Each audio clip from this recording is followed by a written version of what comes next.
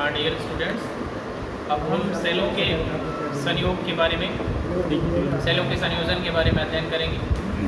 जैसे हम जानते हैं एक सेल से जो प्राप्त धारा होती है वो कमजोर धारा होती है या कम धारा प्राप्त होती है। तो ज़्यादा प्रबलता की धारा प्राप्त करने के लिए हमको कई सेलों को आपस में जोड़ना पड़ता है। इसे कहते हैं सेलों का संयोजन। संयोजन 3 प्रकार का होता है: श्रेणी क्रम संयोजन, सेलों का समांतर क्रम संयोजन और मिश्रित क्रम संयोजन। चलिए पहले हम सेलों के श्रेणी क्रम संयोजन के बारे में अध्ययन करेंगे। सेलों का संयोजन, सेलों का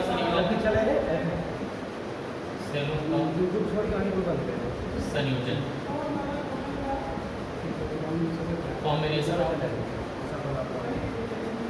कॉम्बिनेशन ऑफ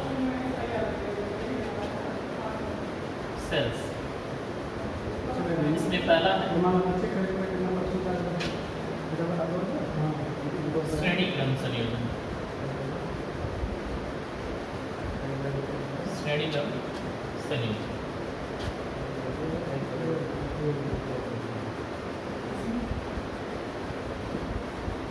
इन सीरीज।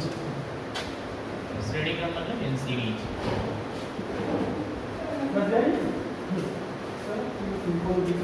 श्रेणी क्रम में कैसे जोड़ा जाता है? इसमें एक सेल का ऋण ध्रुव अगले सेल के धन ध्रुव से इस प्रकार हम जोड़ते हैं। इस प्रकार जोड़ने पर जो क्रम प्राप्त होता है उसे कहते हैं श्रेणी क्रम संयोजन। तो मान लेते हैं एक सेल है, इस सेल का पॉजिटिव टर्मिनल है, ये नेगेटिव है, इसका आंतरिक प्रतिरोध। फिर दूसरा सेल है पॉजिटिव नेगेटिव आंतरिक प्रतिरोध, फिर डॉट डॉट डॉट डॉट। ये मान लेते हैं ये नवा सेल है, पॉजिटिव नेगेटिव आंतरिक प्रतिरोध।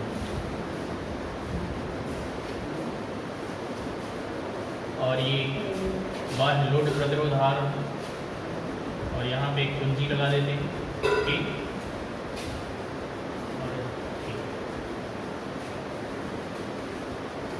ये एक सेल है इतना,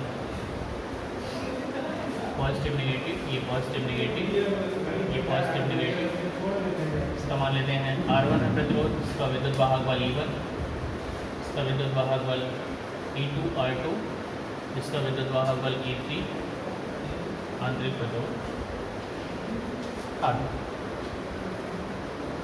तो श्रेणी क्रम संयोजन में एक सेल का नेगेटिव टर्मिनल अगले सेल के पॉजिटिव टर्मिनल से इस प्रकार जोड़ते जाते हैं, और ये जो संयोजन प्राप्त होता है उसे हम श्रेणी क्रम संयोजन कहते हैं।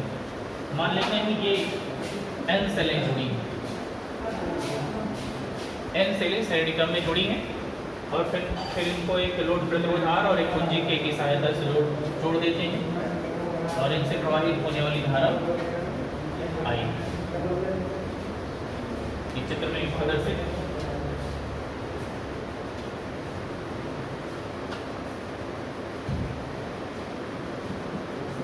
इनका तुल्य श्रेणी क्रम में जुड़े सेलों का तुल्य विद्युत वाहक बल निकाल लेते हैं। तुल्य विद्युत वाहक बल, तुल्य विद्युत वाहक,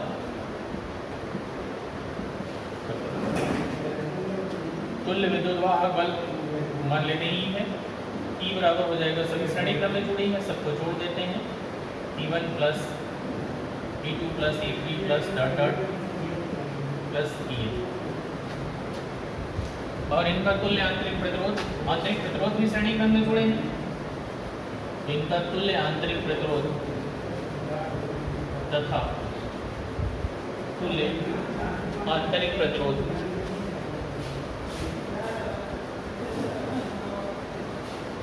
आंतरिक प्रतिरोध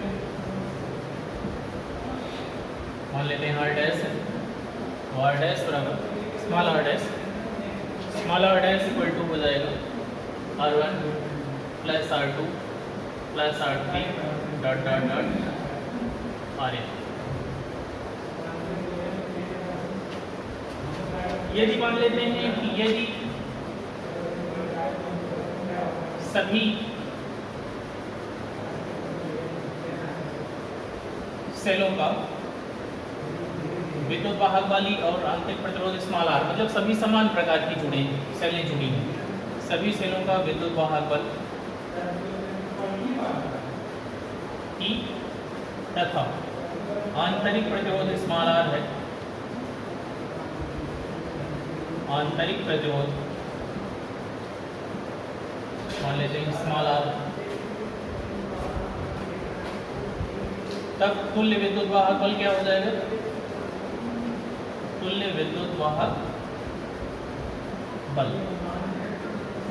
E बराबर हो जाएगा E बराबर E1 प्लस E2। सबका विद्युत वाहक बल समान है मान लेते हैं, सभी समान प्रकार की सेलें जुड़ी है श्रेणी क्रम में, तो तुल्य विद्युत वाहक बल E बराबर हो जाएगा N × E। N बार जोड़ेंगे E को N बार जोड़ेंगे तो N ही आ जाएगा।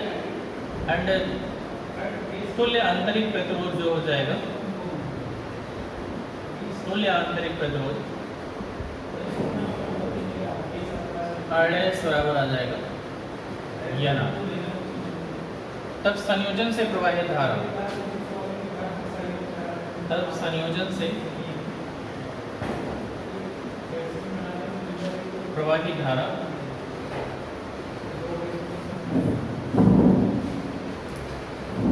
I बराबर हो जाएगा यानी बटा R plus R dash. I बराबर हो जाएगा यानी अपान R प्लस R डैश बराबर हो जाएगा N R। ये फार्मूला हो जाएगा। मान लेते हैं इसको इक्वेशन नंबर फर्स्ट। इसमें दो स्थितियां बनेंगी। पहली स्थिति मान लेते हैं, यदि सेलों का आंतरिक प्रतिरोध बहुत कम है, यदि सेलों का आंतरिक प्रतिरोध, मान लेते हैं सेलों का आंतरिक प्रतिरोध बहुत कम है, सेलों का आंतरिक प्रतिरोध कम है, तो ये NR is lesser than R, मतलब R की तुलना में NR का मान लगभग नगण्य शून्य होगा। तब धारा I बराबर हो जाएगा NE बटा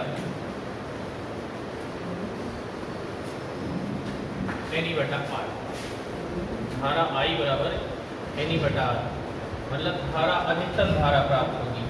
मतलब धारा जो है एक सेल से प्राप्त धारा की N गुनी, एक सेल से प्राप्त धारा की लगभग N गुनी, मतलब अधिकतम धारा प्राप्त होगी।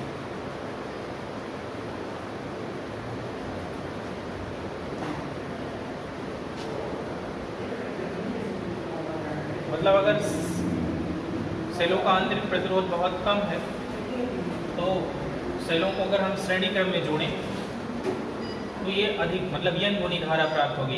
एक सेल से प्राप्त धारा की N गुनी, मतलब अधिकतम धारा प्राप्त होती। और दूसरी कंडीशन में यदि सेलों का आंतरिक प्रतिरोध, यदि सेलों का आंतरिक प्रतिरोध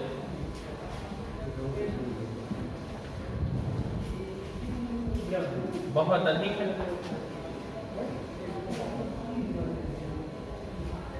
मतलब NR is greater than capital R, मतलब आंतरिक प्रतिरोध का मान बाह्य प्रतिरोध से काफी ज्यादा है, बाह्य प्रतिरोध का मान बहुत कम होगा, आंतरिक प्रतिरोध ही होगा। तब धारा I बराबर हो जाएगा, तब धारा I इक्वल टू, इसका मान लगभग शून्य रख देंगे तो ये कैंसिल हो जाएगा, E अपान R आएगा। तो धारा I equal to E upon R। E upon R मतलब एक सेल से प्राप्त धारा के इक्विवेलेंट है, मतलब I is equivalent to E upon R, मतलब एक सेल से प्राप्त धारा।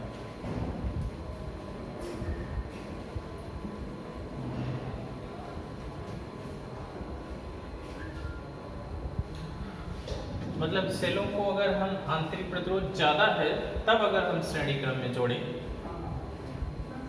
तो हमको कोई फायदा नहीं होगा। मतलब एक सेल से जितनी धारा मिल रही थी उतनी ही धारा हम n सेलों को भी जोड़ेंगे तब ही प्राप्त होगी।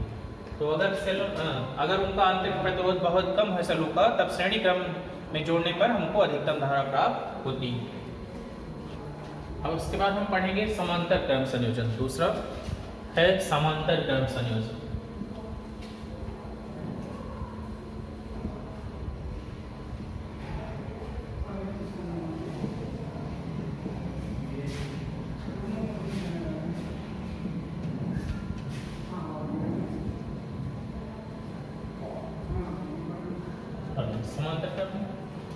समांतर क्रम में कैसे जोड़ा जाता है? इसमें सभी सेलों के धन ध्रुव को, मतलब पॉजिटिव टर्मिनल को एक दिन से और सभी सेलों के नेगेटिव टर्मिनल्स को एक दूसरे दिन से जोड़ देते हैं। इसको देख लेते हैं कैसे जोड़ा जाएगा। समांतर क्रम में मान लेते हैं पॉजिटिव है, ये नेगेटिव टर्मिनल है, ये आंतरिक प्रतिरोध है। ठीक, फिर नीचे पॉजिटिव नेगेटिव आंतरिक प्रतिरोध और ये पॉजिटिव नेगेटिव आंतरिक प्रतिरोध dot dot dot positive negative आंतरिक प्रतिरोध।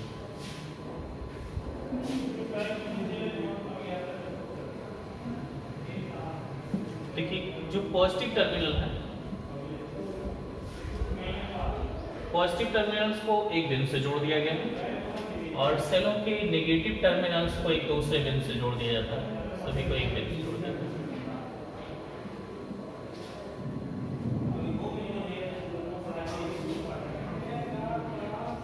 और इसको हम एक बाह्य प्रतिरोध कैपिटल R और एक LG के से जोड़ देते हैं धारा प्रवाहित करने के लिए। लोड प्रतिरोध ये मान लेते हैं सभी सेलों का वैद्युत वाहक बल समान है E और सबका आंतरिक प्रतिरोध स्मॉल r है। मान लेते हैं कि सभी सेलों का विद्युत वाहक बल E और आंतरिक प्रतिरोध स्मॉल r। मान लेते हैं समान प्रकार की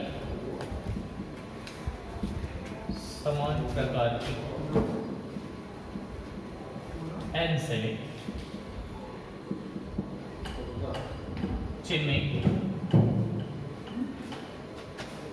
जिनका विद्युत वाहक बल E, जिनका विद्युत वाहक बल E तथा आंतरिक प्रतिरोध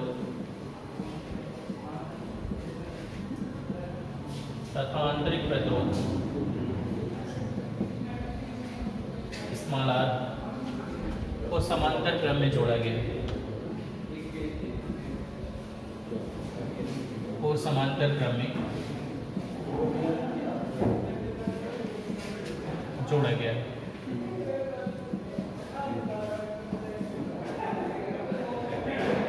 ये देखिए चित्र बना हुआ है। यहाँ से धारा आई मिल रही और ये धारा आई।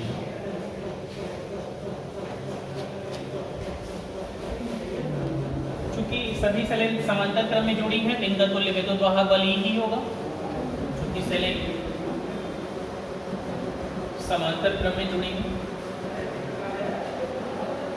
चूंकि सेलें समांतर क्रम में जुड़ी, अतः इनका तुल्य विद्युत वाहक बल E ही होगा।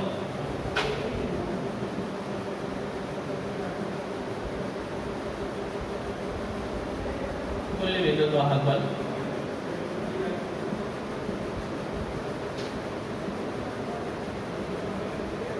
E होगा। और आंतरिक प्रतिरोध निकाल लेते हैं तथा आंतरिक प्रतिरोध तथा तुल्य आंतरिक प्रतिरोध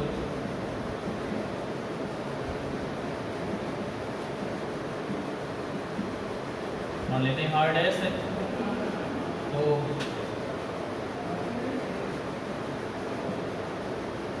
R डैश एक बटा R डैश बराबर समांतर क्रम वाला फार्मूला लगाएगी। प्रतिरोधों का समांतर क्रम संयोजन 1/R डैश बराबर हो जाएगा आपका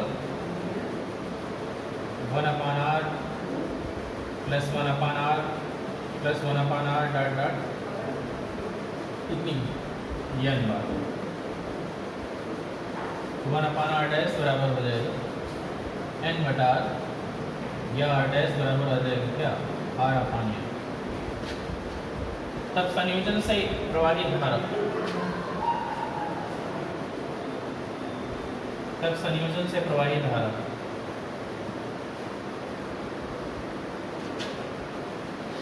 संयोजन से प्रवाहित धारा निकाल लेते हैं। ये धारा I बराबर क्या हो जाएगा, I बराबर E बटे तुल्य विद्युत वाहक बल ही होगा, क्योंकि सभी जो है समांतर क्रम में जुड़ी हैं, इन बिंदुओं के बीच तुल्य विद्युत वाहक बल क्या होगा, E बटे R प्लस R डैश, यहाँ आ जाएगा E बटे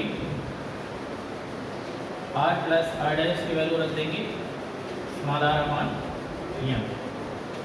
तो ये आ जाएगा आपका n एलसीएम हो जाएगा और n e बटा n capital R plus R, धारा इक्वल टू आ जाएगा। इसको मान लेते हैं इक्वेशन फर्स्ट। अब इसमें दो कंडीशन है, एक आंतरिक प्रतिरोध का मान बहुत अधिक है और दूसरे में आंतरिक प्रतिरोध का मान बहुत कम है। अब स्थिति फर्स्ट में देख लेते हैं। स्थिति फर्स्ट में यदि सेलों का आंतरिक प्रतिरोध बहुत अधिक है, यदि सेलों का आंतरिक प्रतिरोध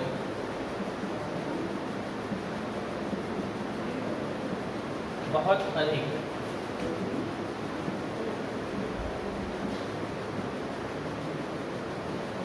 ये सेलों का आंतरिक प्रतिरोध बहुत अधिक, सेल मतलब ये आंतरिक प्रतिरोध मतलब ये और ये आएगा, मतलब और इस ग्रेटर देन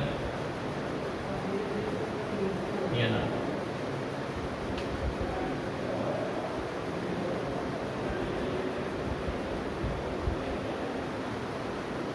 तो तब प्रवाहित धारा I बराबर हो जाएगा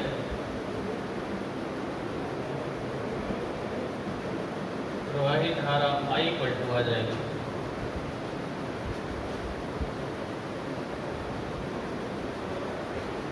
n e बटा स्मॉल r। यह नार का मान लगभग नगण्य होगा, इसका मान बहुत ज़्यादा है आंतरिक प्रतिरोध का मान। यह नार का मान लगभग क्या होगा, नगण्य होगा, तो n e बटे r आ जाएगा। मतलब ये धारा अधिकतम प्राप्त हो रही है, मतलब एक सेल से प्राप्त धारा की कितनी आ रही है, n गुनी। अतः धारा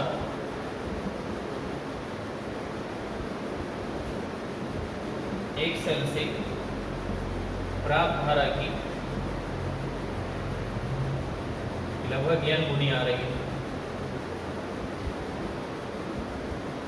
मतलब अधिकतम धारा प्राप्त होती है।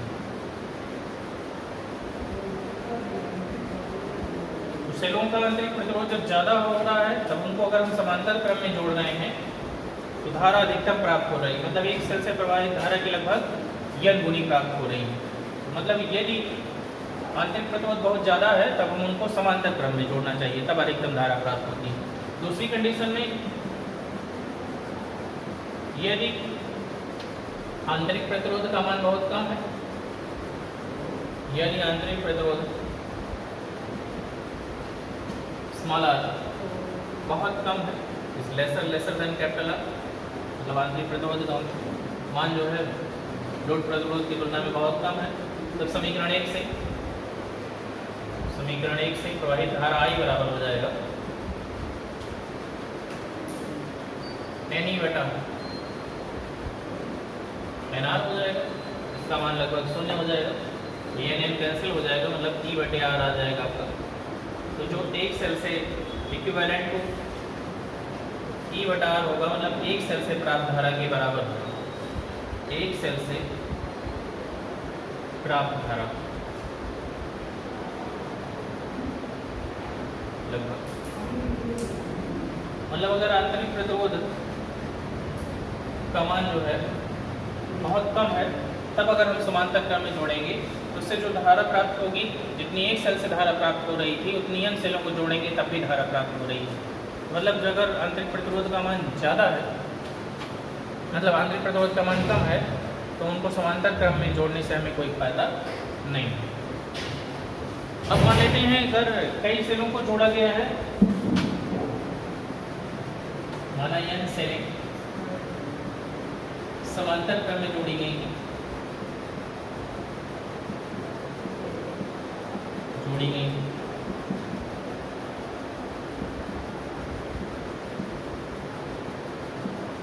जिनका EMF मतलब विद्युत वाहक बल क्रमशः E1 E2 dot dot dot EN तथा आंतरिक प्रतिरोध मान लेते हैं R1 R2 dot dot dot RN, तब इनसे प्रवाहित धारा का फार्मूला आता है, तब इनसे प्राप्त धारा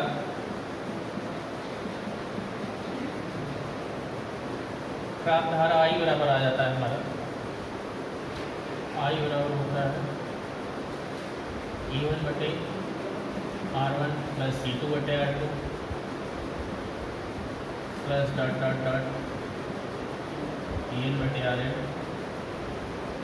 बटा 1 plus R 1/R1 plus 1/R2 plus dot dot 1/R2। ये फार्मूला प्राप्त होता है। अगर सबका विद्युत वाहक बल अलग अलग हो और आंतरिक प्रतिरोध भी अलग अलग हो, इस फार्मूले से हम प्रवाहित धारा निकाल सकते हैं, I बराबर E1 बटे R1 प्लस E2 बटे R2। अब हम मिश्रित क्रम संयोजन के बारे में पढ़ेंगे। कहते हैं कि मिश्रित क्रम में मान लेते हैं n सेलों को श्रेणी क्रम में जोड़ करके एक बैटरी बनाई है, और ऐसे ही m बैटरियां जो है समांतर क्रम में जुड़ी है। मतलब n सेलों का श्रेणी क्रम संयोजन है। इसका फिगर पहले हम ड्रा कर लेते हैं। पॉजिटिव नेगेटिव ये आंतरिक प्रतिरोध, फिर पॉजिटिव नेगेटिव आंतरिक प्रतिरोध डॉट डॉट डॉट डॉट, ये n सेलें हैं। कितनी सेलें हैं? n सेलें हैं, और ये n भी है पॉजिटिव नेगेटिव आंतरिक प्रतिरोध। इसी प्रकार इसकी m पंक्तियां जो है समांतर क्रम में जुड़ी गई हैं। ये एक बैटरी प्राप्त हो गई, और ऐसी m बैटरियां जो है समांतर क्रम में जुड़ी हैं। इसके नीचे बना लेते हैं पॉजिटिव नेगेटिव आंतरिक प्रतिरोध, पॉजिटिव नेगेटिव आंतरिक प्रतिरोध डॉट डॉट, ये भी n वाला। जैसे हम डॉटेड लाइनें खींच देते हैं, मतलब m पंक्तियां हैं। लास्ट में ये m भी है पॉजिटिव नेगेटिव आंतरिक प्रतिरोध, पॉजिटिव नेगेटिव आंतरिक प्रतिरोध dot dot dot, positive negative आंतरिक प्रतिरोध।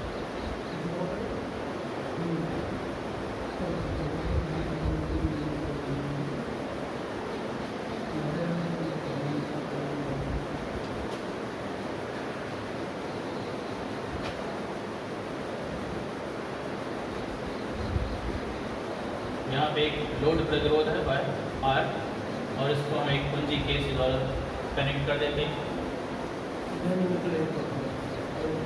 मान लेते हैं इससे आई धारा जो है फ्लो कर रही है। ये m पंक्तियां हैं, मतलब पहले n सेलों को हमने जो है श्रेणी क्रम में जोड़ा है, उनसे एक बैटरी बनी है, और ऐसे ही m पंक्तियों को हमने समांतर क्रम में जोड़ा है। ये चूंकि श्रेणी क्रम और समांतर क्रम दोनों में जोड़ा गया है, इससे एक पावरफुल बैटरी बनाई गई है। ये हमारा एक मिश्रित क्रम संयोजन है।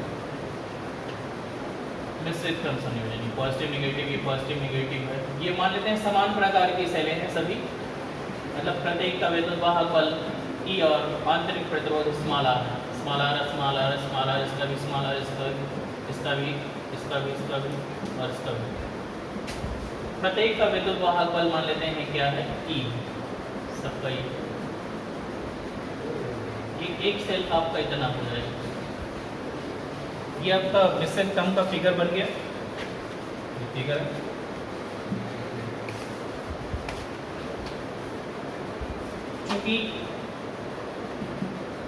चूंकि n सेलें जो है श्रेणी क्रम में जुड़ी,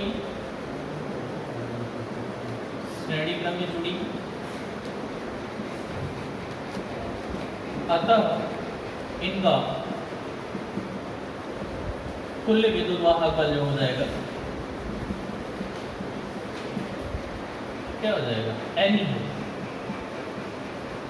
श्रेणी क्रम में जुड़ी सबका विद्युत वाहक बल ऐड कर देते हैं, n से लेंगे तो n ही हो जाएगा। तथा इनका तुल्य आंतरिक प्रतिरोध जो हो जाएगा, तुल्य आंतरिक प्रतिरोध क्या हो जाएगा, श्रेणी क्रम में प्रतिरोधों को जोड़ देते हैं स्मॉल आर n बार, तो तुल्य आंतरिक प्रतिरोध ये हो जाएगा NR होगा।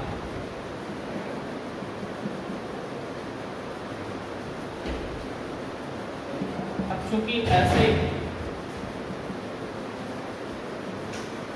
ऐसी यम बैटरी को समांतर क्रम में जोड़ा गया है,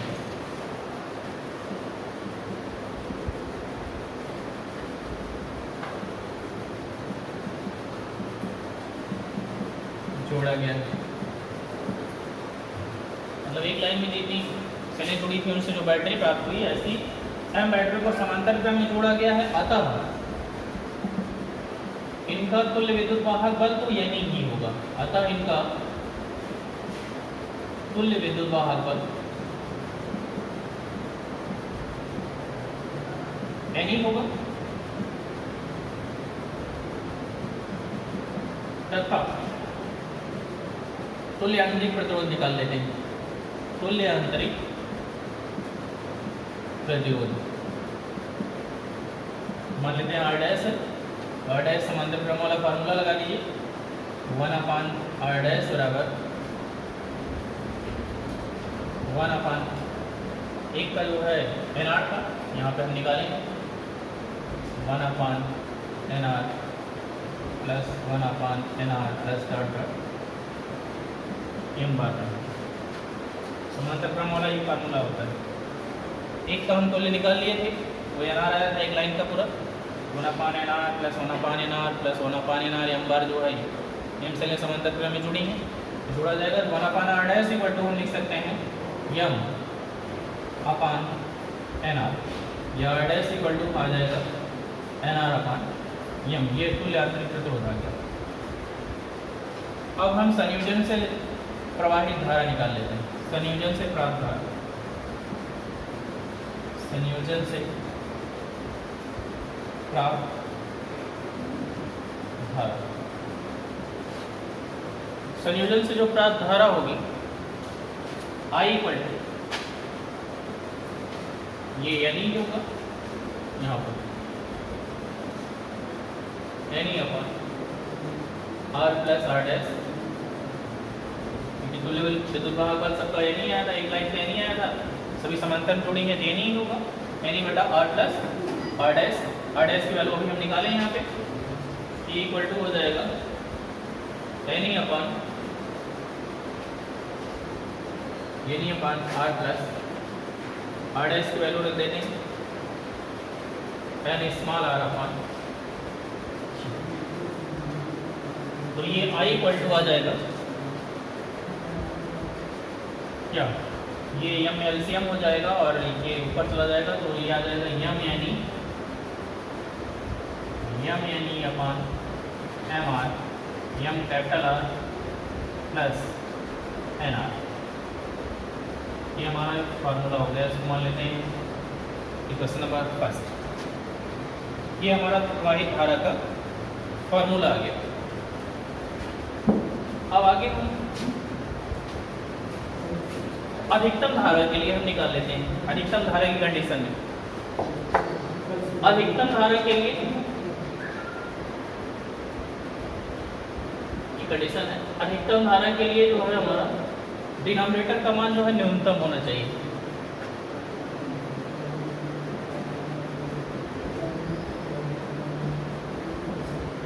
अधिकतम धारा के लिए m r plus n r, मतलब m capital r plus n r की वैल्यू न्यूनतम होनी चाहिए। M r plus n small r का मान न्यूनतम, न्यूनतम मतलब शून्य होना चाहिए। माइनस ऋणात्मक होगा नहीं, इसका वैल्यू, इसका मान न्यूनतम होगा तभी धारा अधिकतम होगी। तो m capital r plus n small r को हम लिख सकते हैं under root M capital r का whole square plus n small r का होल स्क्वायर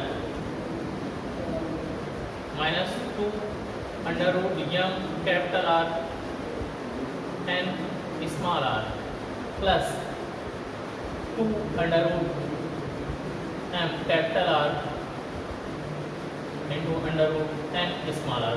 इसकी वैल्यू इसके बराबर आएगी, इसका under root M capital r का whole square under root N small r का होल स्क्वायर, ये प्लस उतना माइनस ये कट करके ये बराबर ये फार्मूला हो जाएगा। इसे a square plus b square minus 2 ये भी है, इसको हम लिख सकते हैं ए माइनस बी का होल स्क्वायर। ये हो जाएगा m capital are minus n small r under root इसका होल स्क्वायर, यहाँ तक ये हो गया ए माइनस बी का होल स्क्वायर हो गया, और ये प्लस 2 ये वाला बचेगा under root M R into under root N small r. तो अधिकतम धारा के लिए इसका मान 0 होना चाहिए, तो इसको 0 के इक्विवेलेंट रख देते हैं। तो फिर उसके बाद ये चूंकि जो है ये दूसरा पद, इस समीकरण का दूसरा पद शून्य नहीं होगा, समीकरण का सेकंड पद दूसरा पद शून्य नहीं होगा,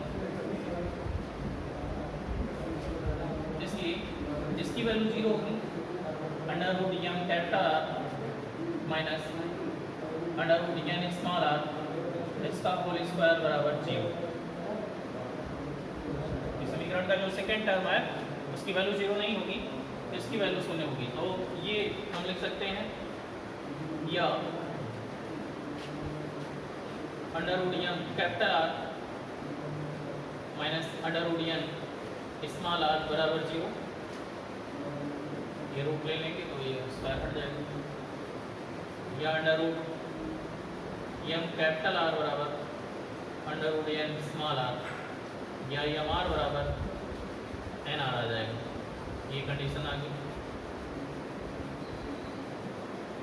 या यहाँ से कैपिटल आर बराबर हम लिख सकते हैं एन आर बटा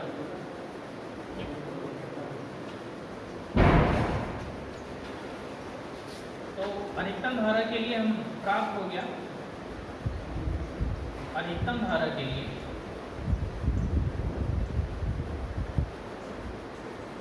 एम कैपिटल आर बराबर क्या आ गया एन स्मॉल आर। तो समीकरण 1 से आई बराबर आई मैक्सिमम मतलब अधिकतम धारा आई मैक्सिमम इक्वल टू आ जाएगा एम एन ई, जैसे एम आर बराबर एन आर है तो यहाँ एन आर के स्थान पर भी एम आर रख देंगे, 2 एम आर हो जाएगा बटे 2 एम कैपिटल आर, या अगर एम आर के स्थान पे स्मॉल एन आर रख दें तो 2 एन आर हो जाएगा, बराबर हमें ये लिख सकते हैं एम एन ई बटे 2 N R, N into small r दोनों लिख सकते हैं। या इसको हम थोड़ा सा यहाँ से एम कैंसिल कर देंगे तो ये एन ई अपान आ जाएगा, एम से एम कट गया तो एन ई अपान 2 आर, या यहाँ पे कट जाएगा एन कट जाएगा एम ई बटा 2 इंटू स्मॉल आर आ जाएगा। ये आई मैक्सिमम मतलब अधिकतम धारा प्राप्त हो जाएगी।